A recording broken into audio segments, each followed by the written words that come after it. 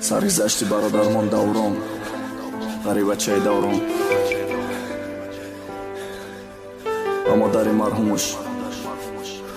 خدا صبرش بده خدا هیچ کار ایروزا نشان نده بلک سام فیریک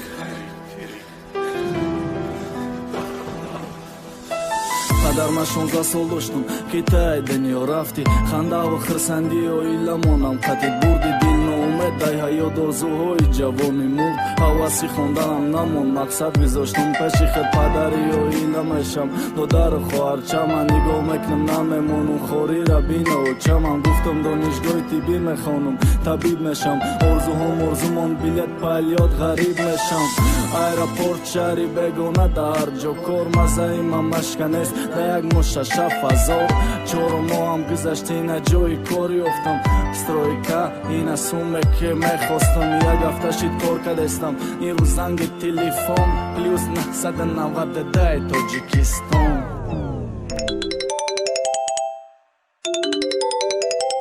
برا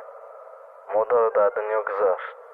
همدردی ما قبول کن و چی خیلی دنیا را بستن چی گفتستن شما ایگا با شوخی نست نترسانه نبا خدا ما غریبی هم کار کنی برسو میلی چنی مرا بخش اوچا جان باید با پا میخستی چنی ما چی خیبتم رم سومی بیلت ندارم علاقه در جورای جانیم رد ما امروز ناچارم مادر مای دنیا گذشت باید تجکه برم مانان نمکرم سوندرگاه خرسته ممورم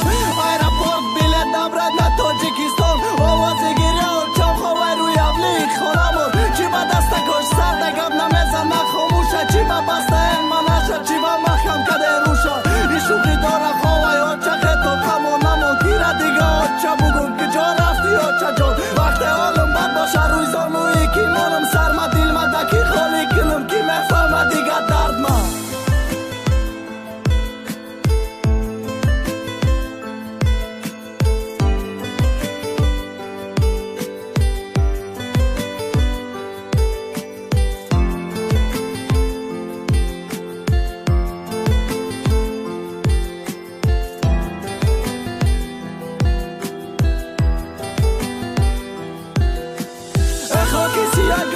در ما بردی سر نکردی مردی قبرامی با خدا نامردی میخواستم بالای سرش باشم نک بالای قبشم امروز نتونستم پیشای مرگ آخیران با خنده شبیل میده کودگا چه سراغ داره چی جواب شم بتم فراموز خوش میگیرم عزیز را چی بگم آمگی 5 سال داره و چانکو میگم مخفم جا جانات باشه و چه شب تا سر داد دقت شبای دراز خواب نکردم مرا الله گفتی امروز نوبتی مای خواب گاه چه حالت بگم سختی بد یادت کدم و چه رنگی جورم بدی هم دردم بدی خرسان یا کیزیت بدم میفهمی